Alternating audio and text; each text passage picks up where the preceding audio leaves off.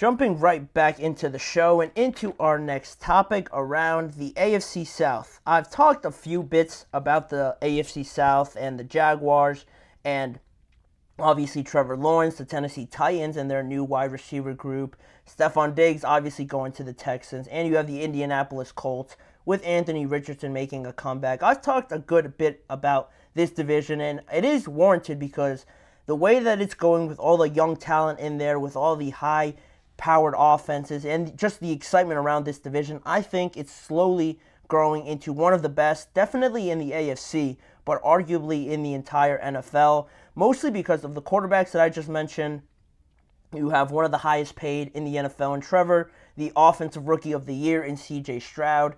In just the few sample games that we saw with Anthony Richardson, in just that little amount of time that we saw out of him, you saw the potential threat that he could be on that side of the ball. And also Will Levis, he had his bright moments. He had a bit of a struggling point at some point during his rookie year, but also the game against Atlanta, his first game ever, he balled out. Against Miami, getting a massive win on the road against them. He certainly showed out in some games that should give Tennessee Titans fans a good bit of hope going into 2024, especially getting a new offensive mind as a head coach in Brian Callahan. So that should be the biggest difference maker, right? Which quarterback is the best will most likely determine which team is the best. But a Jaguar safety, Andre Cisco, in his second year, I want to say, he believes that people shouldn't be sleeping on the wide receivers in this division.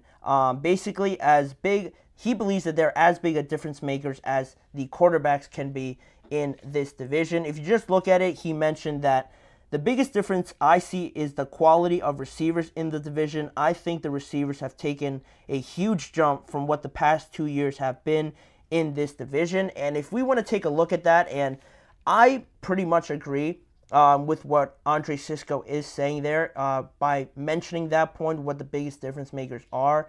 Again, if you just look at it, so two of the teams right now on your screen, as you see, the Jacksonville Jaguars brought in Gabe Davis. They had Christian Kirk, and they also drafted Brian Thomas Jr., who I'm a big fan of.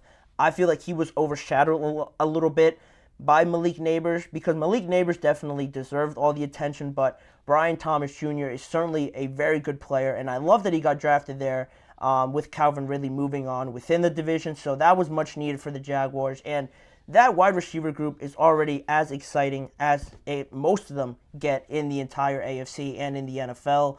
Then you look to the right of that, you look at the Houston Texans, probably the best wide receiving trio in this division, I would probably say, with Stephon Diggs, Nico Collins breaking out this year, drafting Tank Dell as well, and he was well on his way to 1,000 yards as a rookie before he got hurt. So 3 other very impressive players that you have in the Houston Texans. Then if we want to move on to the final 2 teams, you have the Indianapolis Colts on your right.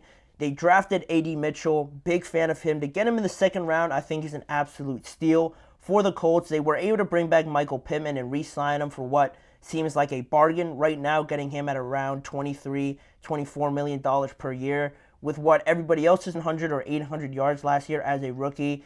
And again, nobody really points him out that much because the Colts struggled a little bit last year once Anthony Richardson went down. So with that being the case, he got a little bit overshadowed. That's all right. I think he has all the potential to have a massive jump in his second year. Then you look at the Tennessee Titans, and really went from about a 3 or a 4 out of a scale of 10 in terms of their wide receiver group, and jumped up all the way up to a 9, in my opinion, with finding some help for DeAndre Hopkins in Calvin Ridley, stealing him away from the Jacksonville Jaguars in free agency. Did they overpay for him?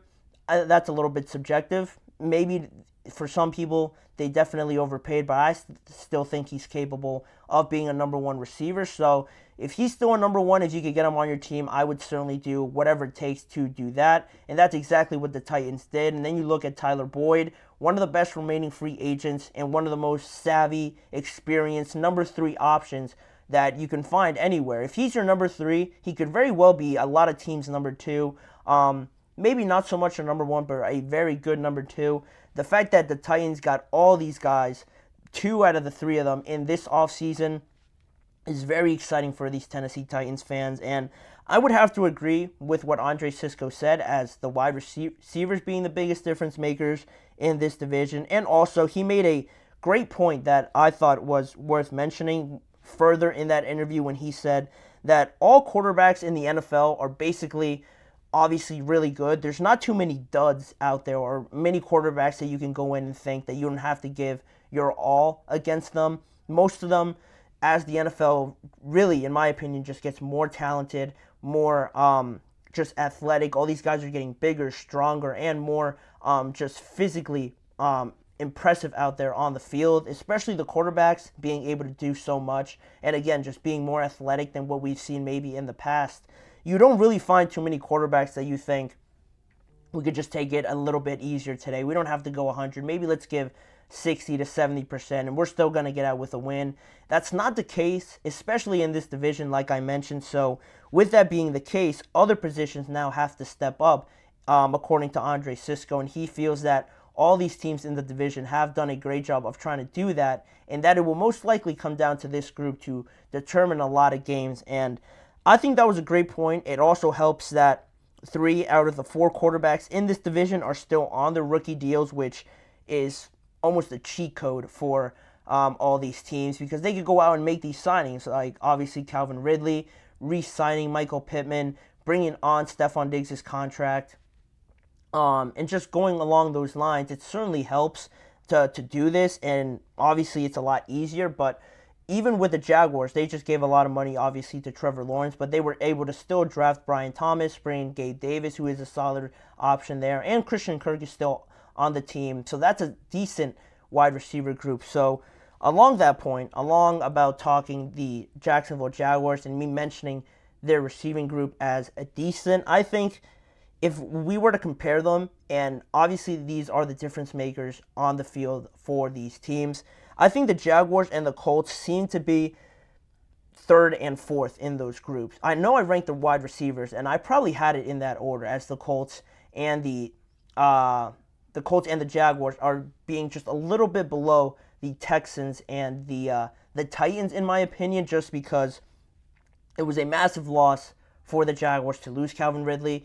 If they had Calvin Ridley still on this team, they would be overflowing with the potential at this group, but especially losing him to the Titans, I think that stings, and it just makes the Titans that much better because they have now 2 number ones. And also with the Colts, you look at them, very young. Josh Downs, very young, going into his second year, and A.D. Mitchell, going to be a rookie this year. Michael Pittman is slowly, to me, I know he just came off of his best year, but I feel like I want to see a little bit more. I know he could be capable of doing a bit more, but for right now, I would probably still take Hopkins, arguably Calvin Ridley, Stephon Diggs, again, arguably Nico Collins, among those players that I could take over Michael Pittman. I just don't think he's distinguished himself that much as of yet. Obviously, not having Anthony Richardson played a part in that, so if he could change my mind and if I could be wrong about him this year, that would be great. It'll just make for these games and make them a lot more competitive if Michael Pittman can just explode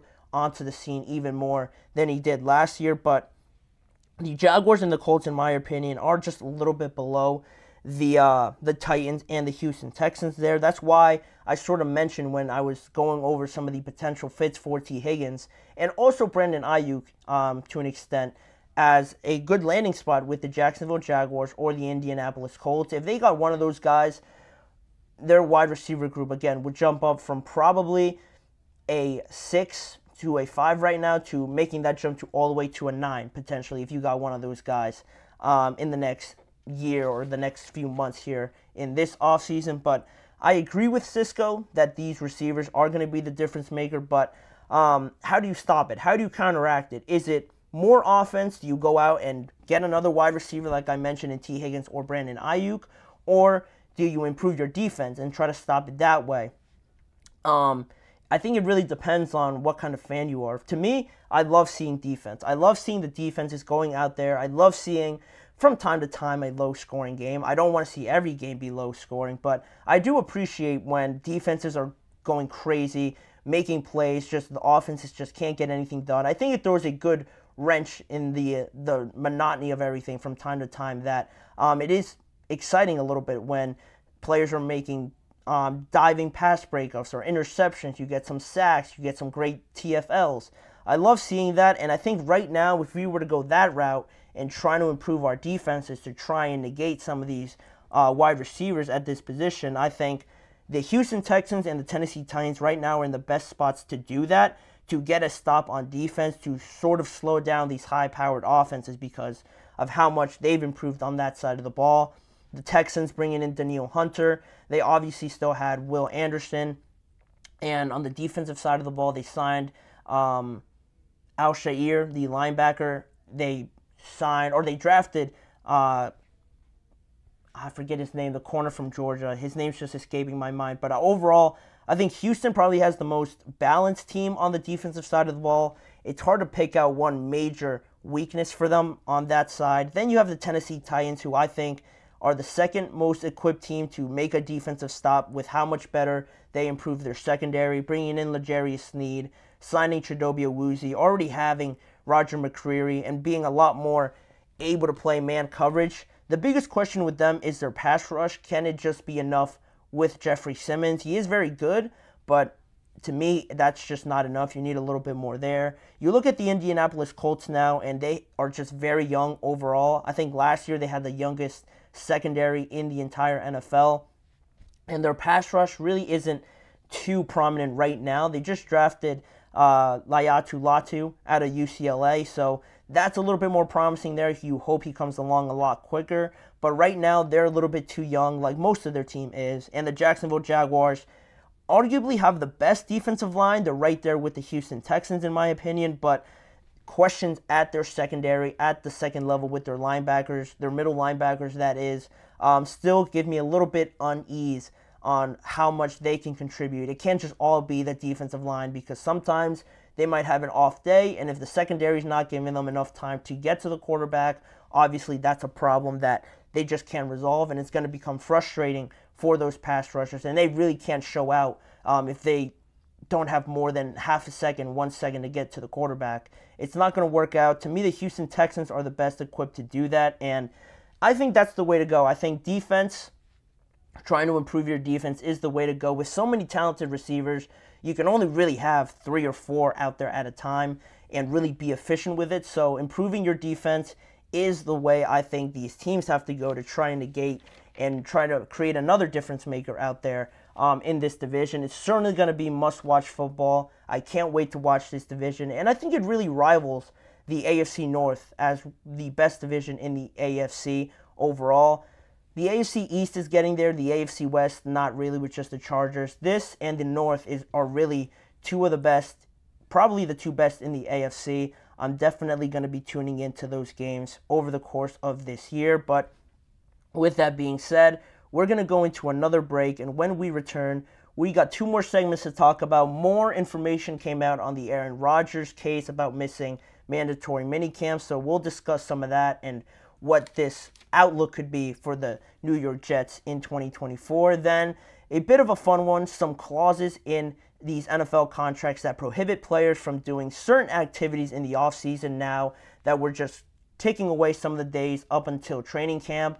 A lot of these players have a lot of free time in their hands, so what can they do, what can't they do in this offseason according to their contracts? We're going to get into all those specifics and the potential punishments after this break. You're listening to the GSMC Chip Shot Football Podcast.